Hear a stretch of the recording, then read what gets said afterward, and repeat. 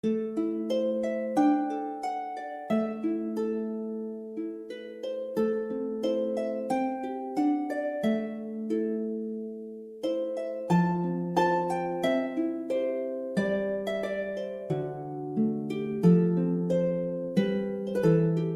persona, ya sea un caballero o una dama, que no encuentre placer en una buena novela, debe ser intolerablemente estúpida. Jane Austen, La abadía de Northanger. Vale, lo admitimos. Quizá eso sea empezar un poco fuerte, pero en cierto modo es difícil ser amante de la literatura y no coincidir con la autora británica en esta opinión. Raro es no encontrar ningún disfrute en una buena novela, y en nuestros tiempos las novelas abundan. Como oímos mencionar una vez en nuestra querida Modern Family, se venden hasta en el supermercado. Casi cualquiera puede encontrar algo de su gusto entre las estanterías plagadas de libros que pueblan distintos rincones de nuestro mundo. En bibliotecas, librerías, centros comerciales, incluso algunos cafés. En todas partes hay novelas. Pero esto no siempre ha sido así. Como mencionamos en el episodio anterior, hubo una época en la que la palabra escrita era extraña brujería. Los libros eran enormes códices profusamente decorados que se copiaban a mano en los monasterios, y el conocimiento que se plasmaba en ellos tenía poco o nada que ver con la ficción. Un gran ejemplo de esto es el libro de Kells, también llamado el Gran Evangelinario de Santa Columba. Escrito totalmente en latín, como mandaba la época, el libro trata los 4 evangelios del Nuevo Testamento, aunque posiblemente lo más llamativo de este volumen sean sus ilustraciones. Si no habíais oído hablar hasta ahora del libro de Kells, independientemente de cuál sea vuestro credo, o de si tenéis uno en absoluto, haceos un favor a vosotros mismos. Abrid Google y buscad imágenes, y mientras las miráis, pensad que esas maravillosas ilustraciones y ornamentaciones las realizaron un pequeño grupo de monjes celtas en torno al año 800, en el pueblo de Kells, en Irlanda. Imaginad a estos hombres y muchachos inclinados sobre las páginas del manuscrito, armados solo con pinceles y pigmentos naturales, sabiendo que un error destrozaría aquel arte sacro. El origen de los pigmentos utilizados ya nos da una idea del valor del mismo. El negro se obtuvo de las velas, el rojo brillante del rejalgar, el amarillo del oropimente y el verde esmeralda de la malaquita pulverizada. El costosísimo lapislázuli, de coloración azul, procede del noreste de Afganistán. Para crear este libro, literalmente se recorrió medio mundo. El libro de Kells no tenía un fin educativo, ni buscaba entretener a sus lectores. Un volumen tan grande como aquel seguramente estaría en el altar mayor de una iglesia, usado solamente para fines sacros. En opinión de algunos expertos, era probable que los sacerdotes ni siquiera lo leyesen, ya que muchos ni siquiera sabrían leer, sino que recitasen el texto de memoria tal y como lo habían aprendido de sus maestros. Pero no estamos hablando de manuscritos iluminados o de libros antiguos, sino de novela. Sin embargo, si este tema os ha despertado interés, hay una película de animación absolutamente preciosa llamada El secreto de Kells, a la que podéis echar un vistazo. No es la típica película con una introducción, nudo y desenlace muy definidos, sino más bien un cuento audiovisual. Pero tanto la estética como la música son preciosas, y puede ser un buen plan para una tarde perezosa de domingo. Así pues, novelas. Hay algunos precedentes en la historia, como la epopeya de Gilgamesh o la Ilíada y la Odisea. Sin embargo, si los consideramos precedentes y no novelas como tales, es porque son obras en verso. Si bien se pusieron por escrito en algún momento, su naturaleza era la de ser recitadas en alto, como hacían los bardos de los que ya hemos hablado.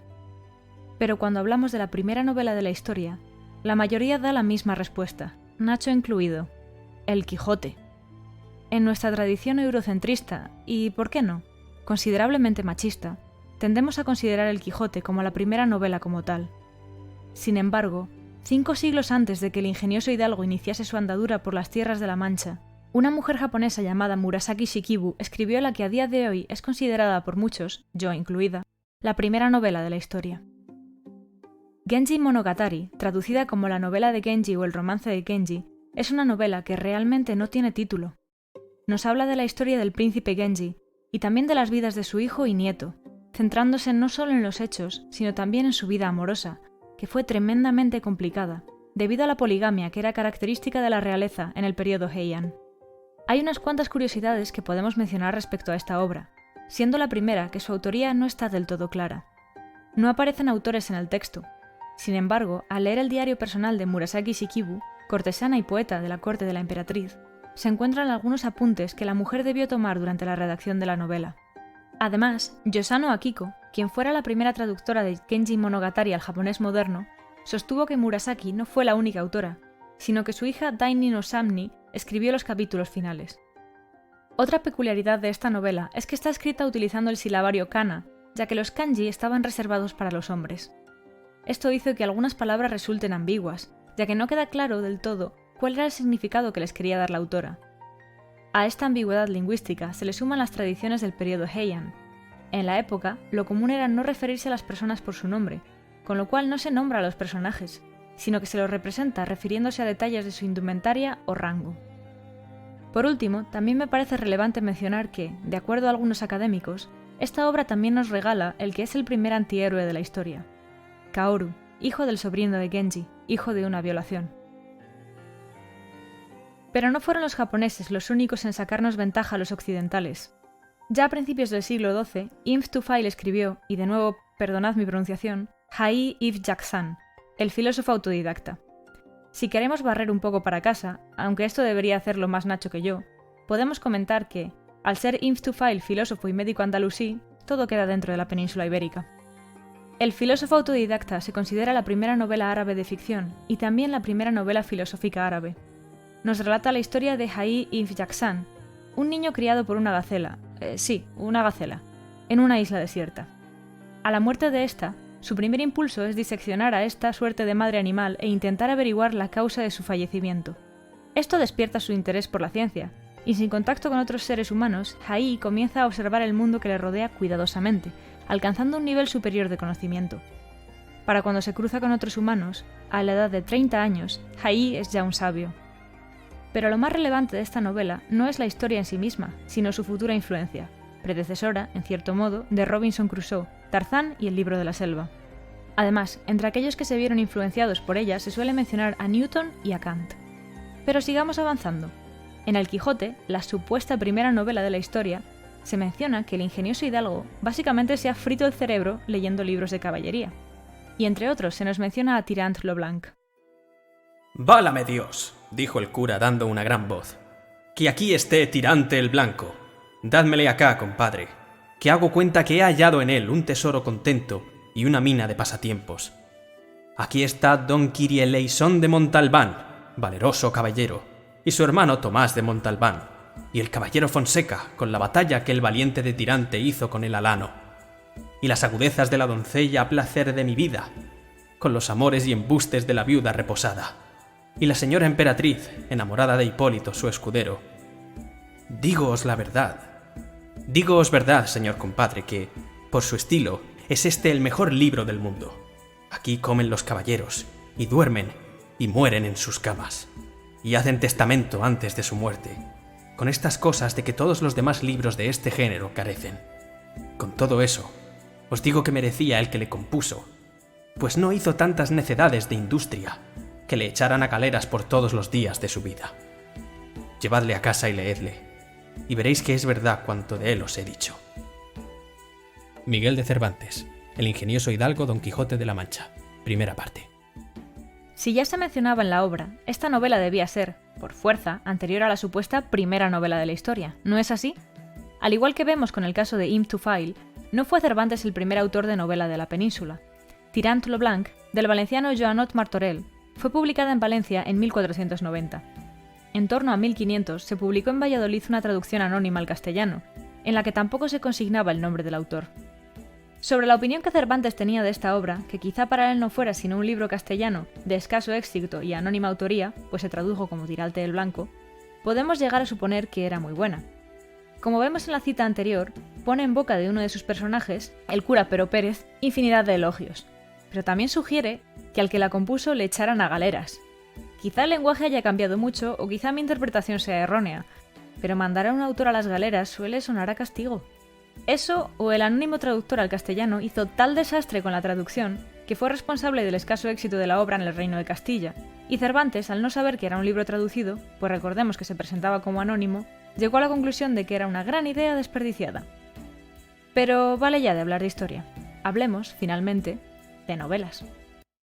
A ver, sí, he dicho El Quijote como primera novela de la historia, pero en mi defensa diré que he parafraseado lo que nos enseñaron en el instituto. A lo mejor hasta mi profesora de aquel entonces lo sabía y simplemente se me olvidó el matiz de primera novela, entre comillas, castellana. Al fin y al cabo la asignatura se llamaba Lengua Castellana y Literatura por una razón. La razón que nos dieron por aquel entonces sobre por qué El Quijote era una novela y no los propios libros de caballería que leía Alfonso Quijano, sí que me llamó la atención. Según esta misma profesora, lo que hace de un relato de ficción una novela es un profundo cambio en los personajes, el viaje, y Don Quijote sí que es un referente en el tema. No voy a indagar en la historia, así que voy al grano. Don Quijote y Sancho Panza. Desde el principio de la historia hasta el final, sufren una metamorfosis y un intercambio de papeles. No una metamorfosis como la de Kafka, sino una evolución psicológica invertida. Don Quijote es un lunático que se cree que es un caballero andante después de leer un montón de libros, mientras que Sancho es su Pepito Grillo, su voz de la razón. Al final de la historia, sin embargo, Don Quijote está en su lecho de muerte, abriendo los ojos de verdad al mundo antes de cerrarlos, mientras que Sancho se ha metido tan de lleno en los desvaríos de Quijote que ha empezado a creérselos. La quijotización y la sanchificación, como se llama esto. No se trata de que un personaje tenga que cambiar por completo, pero sí de que al principio de la novela el protagonista esté en un punto A y al final de esta en un punto B, con respecto a lo que sea. Hay muchísima libertad a la hora de decidir qué pasa, pero tiene que suceder algo. Incluso que no suceda nada puede ser el desencadenante de algo. Si no se produce ese cambio, estamos leyendo capítulos y capítulos de descripciones. Otra cosa que define lo que es una novela es su extensión.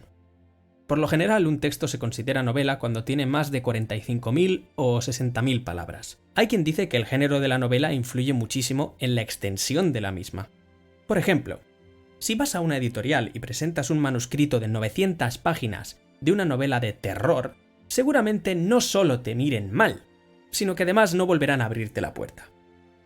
En cambio, si esa novela es de fantasía, es algo bastante aceptable a día de hoy.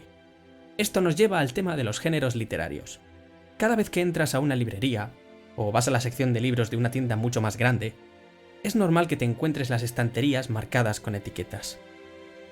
El sistema de clasificación varía de un sitio a otro, a veces por una cuestión de pequeños matices. Un detalle que siempre me llama la atención es, por ejemplo, las librerías que separan la novela policíaca de la novela negra y las que juntan ambas en una sola y además añaden la detectivesca y la de misterio. O las que meten en este saco algunas novelas históricas. O al revés, meten otros géneros dentro de la histórica. Esto nos plantea varias preguntas. ¿Qué es lo que define el género de una novela? ¿Es el tema que trata? ¿Es la ambientación? ¿Es la estructura? ¿Es el final que tiene? Puede que todo esto resulte un tanto confuso, y como he dicho antes, muchas personas y organismos difieren en el modo de clasificarlas. Para evitar plantear muchas preguntas y luego dejarlas sin responder, aquí os traemos nuestra propia clasificación. No tiene por qué ser 100% fiable, pues siempre hay excepciones, pero puede ser un buen punto de partida. Así pues, tenemos... Número 1. Novela de aventuras. Se caracteriza por sacar al protagonista principal de su rutina para embarcarse en un viaje a algún lugar desconocido para él, enfrentarse a peligros y a toda clase de riesgos. Son entretenidas de por sí y suelen tener un final feliz. Hay un montón de novelas metidas en este saco, como el propio Don Quijote, Robinson Crusoe o La Isla del Tesoro. Número 2. Novela fantástica. Lo más representativo de estas novelas es la presencia de hechos extraordinarios, como la magia, y o de mundos y criaturas sobrenaturales. Todos aquí habéis oído hablar de la Tierra Media, del mundo disco, de Hogwarts, Narnia y Temerant. Muchas de estas novelas tienen además un componente de aventuras, pero es el portal a unos mundos imposibles lo que las hacen tan especiales. Número 3. Novela de ciencia ficción. En otro podcast ahondaremos más en este tema, pues muchas novelas son consideradas ciencia ficción cuando en realidad son de fantasía, y muchas películas también. Star Wars. La ciencia ficción pone a personajes en situaciones casi imposibles, o posibles en un futuro, para ver cómo se desarrolla la naturaleza humana en estos contextos. Pero además, la ciencia ficción muestra un componente muy pero que muy especial.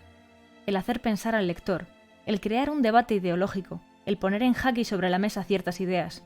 Para que os hagáis una idea, si Black Mirror tuviese novelas, serían un ejemplo perfecto. Número 4. Novela distópica.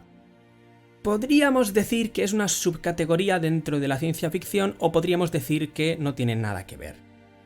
1984, Un mundo feliz, Fahrenheit 451... Novelas que pintan un futuro tan horripilante que resulta casi imposible de concebir. Son ejemplos de a dónde no hay que llegar de ninguna de las maneras. Son las advertencias para las generaciones futuras. Número 5. Novela histórica. La forma más simple de explicar este género sería diciendo que es un fanfic ambientado en una época y un lugar concretos de la historia. Una cantidad más que generosa de investigación y documentación es crucial para este género.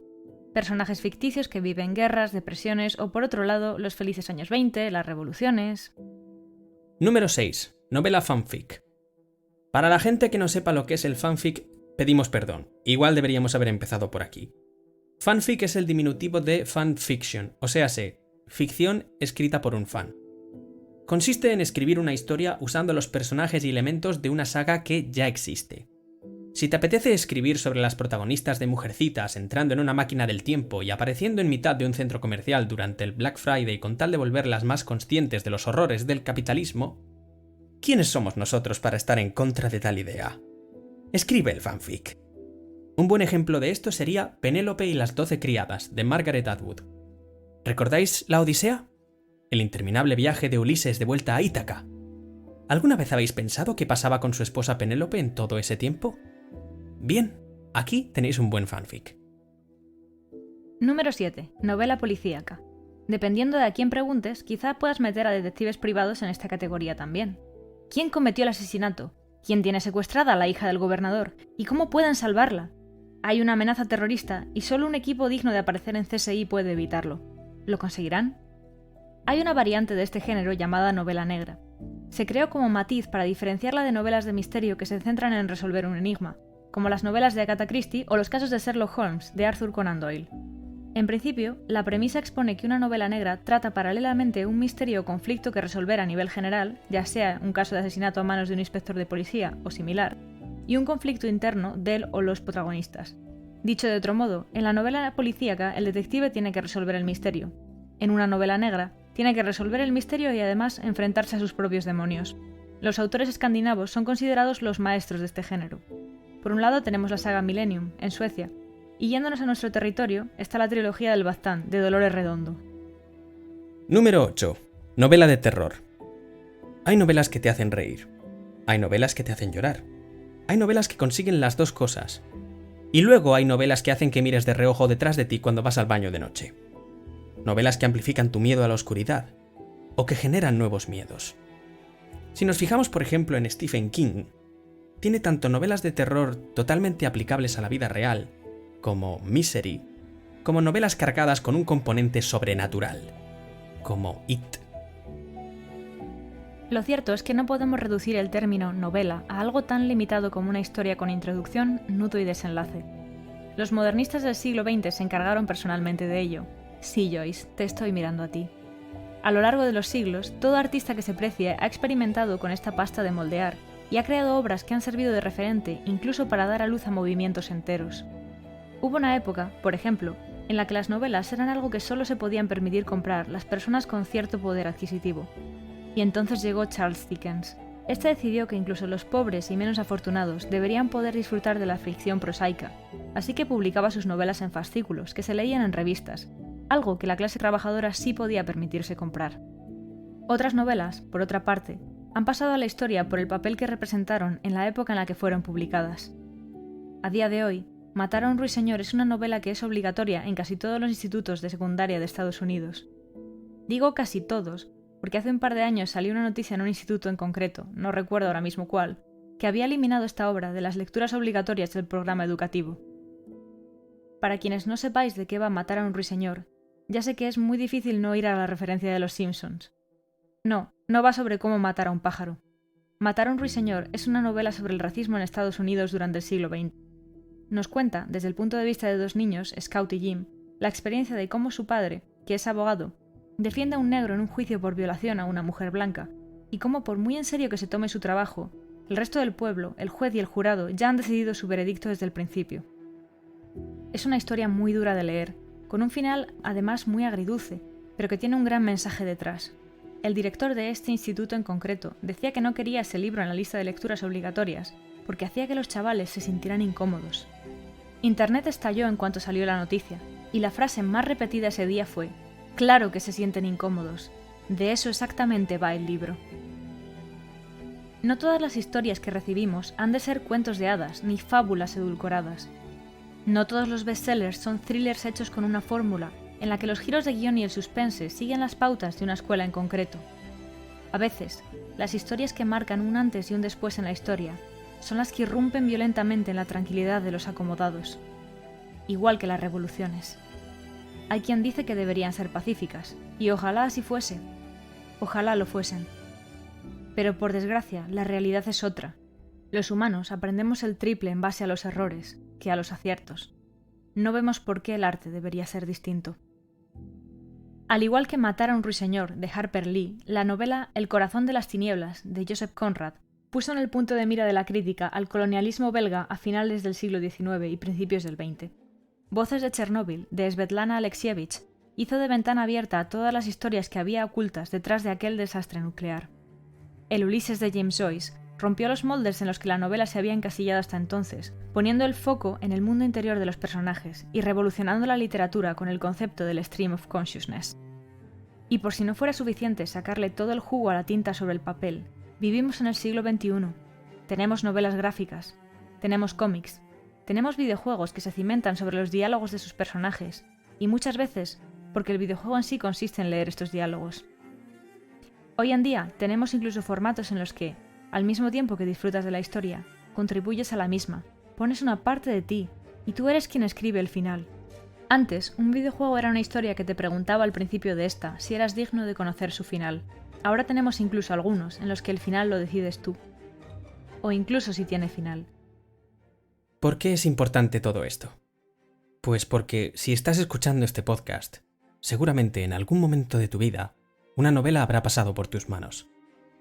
Es posible que leas con regularidad, o solo cuando tengas tiempo. Yo, por ejemplo, intento leer un poco cada noche antes de dormir, pero cuando leo realmente en serio, es en verano. Muchas novelas han marcado un antes y un después, no en la historia, sino en nuestra historia. O nos han hecho emocionarnos a la hora de hablar de ella, lo que no está escrito. Perdón, ha sido un chiste muy malo. El caso es que queremos hablar de novelas porque nos encantan. Y no solo porque hemos estudiado una carrera que nos permite analizarlas mejor. El amor por las historias ya nos venía de antes. Y esta es una forma preciosa de construir personajes, mundos, civilizaciones, sus ascensos y caídas, romances, guerras, mensajes ocultos, tragedias, risas. Nunca digas que una imagen vale más que 1000 palabras si tienes una buena novela en tus manos. Hace un tiempo escuché en la voz en off de una canción a alguien soltar datos curiosos sobre narrativa. Uno de ellos era que a día de hoy, un libro nuevo es publicado cada 30 segundos. Que te llevaría 15 años leer todos los títulos de todos los libros alguna vez publicados. Solo los títulos. Nosotros no somos demasiado ambiciosos. Queremos ir compartiendo en este proyecto nuestros libros favoritos. La mayoría de estos han ido también, o algún día irán, a la pequeña y gran pantalla. Otros, como os enseñaremos más adelante, existen en papel únicamente, o en pantalla si usas un ebook, que no nos hemos olvidado de vosotros. Seguimos adorándolos, y nos gustaría compartirlos con vosotros, como un niño que trae algo a clase, solo que además los vamos a desmenuzar en profundidad. Aquí, en Desde las Historias, vamos a grabar muchos programas. Unos, como este, serán muy generales, pero ilustrativos al fin y al cabo. No solo queremos hablaros de argumentos, de personajes, de construcción, de estructura, de símbolos y de retórica, sino que queremos mostraros por qué importa, por qué nada está hecho por casualidad y sobre todo por qué nos encanta. Un programa podríamos dedicarlo perfectamente a antagonistas, mientras que el siguiente podría ser sobre la estructura de la comedia, otro podría ir sobre pistolas de Chekhov, y otro sobre el incidente desencadenante.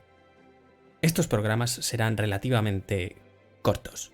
Ahora bien, si queréis realmente experimentar de primera mano qué se cuece en las páginas de un libro o en los planos de una película, si queréis averiguar qué hay entre las bambalinas de las obras de nuestro tiempo y de dónde vienen, si sentís una curiosidad inquietante sobre las ideas que hay en la cabeza de cineastas y novelistas, os recomendamos que escuchéis los programas del segundo bloque. En estos cogeremos una novela entera, o una película, o ambas si se trata de una novela y su adaptación, y os pediremos que nos acompañéis en nuestro viaje, cual explorador en otro mundo. Caminad con nosotros. Y sobre todo daos un largo paseo si os decidís a escucharnos. Es nuestro deber advertiros que estos programas serán largos, pues hay muchísimo de lo que hablar por muy corta que sea la obra. Dicho de otra manera, muchas veces nos gusta comparar los libros y las películas con los icebergs. Hay mucho más que ver de lo que se ve a primera vista. Y es que si estás escuchando este podcast, es porque tanto Mike como yo somos unos submarinistas empedernidos. Así pues, con esto despedimos nuestro programa de hoy. Volveremos muy pronto con otro más y en nada entraremos en lo que realmente nos gusta: desmenuzar adaptaciones. Mientras tanto, podéis seguirnos en YouTube, iVoox, SoundCloud, Spotify y Google Podcasts. Y esto es como vuestra postura para leer o ver series, lo que sea más cómodo para vosotros. Seguid leyendo y disfrutando del arte. Seguid compartiéndolo con la gente que os importa. Y compartid nuestro podcast, ya que estáis. Sí, la verdad es que eso estaría guay. Gracias por volver a escucharnos. Esperamos volver a veros por aquí de nuevo muy pronto. Hasta entonces, seguid esparciendo la semilla de la cultura desde las historias.